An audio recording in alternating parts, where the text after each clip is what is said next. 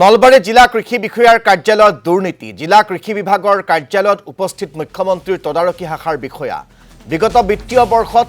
নামসা আঁচনিৰ ধন বিতৰণত ব্যাপক দুৰ্নীতিৰ অভিযোগ কেলেংকাৰী সংঘটিত কৰা চেংনৈ এফপিচিৰ অধ্যক্ষক ইতিমধ্যে জেললৈ প্ৰেৰণ কৰিছে চেংনৈ এফপিচিৰ অধ্যক্ষ আছিল দীনেশ গোস্বামী হিতাধিকাৰীৰ একাউণ্টত আঁচনিৰ ধন জমা কৰি পিছত কৌশলেৰে আত্মসাৎ কৰিছিল এই ধন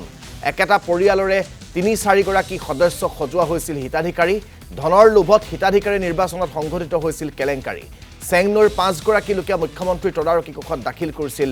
অভিযোগ চেংনৈ এফপিচিৰ আণ্ডাৰত এটা বৃহৎ কেলেংকাৰী হৈছে বুলি হেতু আগতে বহুদিন আগতে আপোনালোকে গম পায় যেহেতুকে চিএম ভিজিলেন্সত চিএম ছাৰৰ ভিজিলেন্সে বৰ্তমানো তদন্ত কৰি আছে সেই সংক্ৰান্তত আজি আমাক যোৱা পৰহি দিনা এগ্ৰিকালচাৰে মোক মাতিছে এগ্ৰিকালচাৰ ডিপাৰ্টমেণ্টৰ পৰা এগ্ৰিকালচাৰ ছেক্ৰেটাৰিয়েটৰ পৰা মোক মাতা হৈছিলে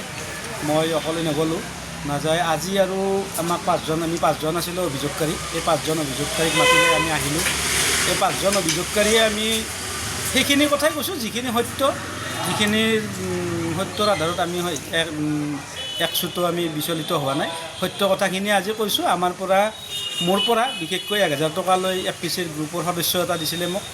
গ্ৰুপৰ সদস্যটো দিয়াৰ পাছত মোক 5টা নাৰিকলৰ পুলি দিছিলে তাৰ কিছুদিন পিছত কেইটামান গছ পুলি দিছিলে তাৰপিছত কৈছিলে যে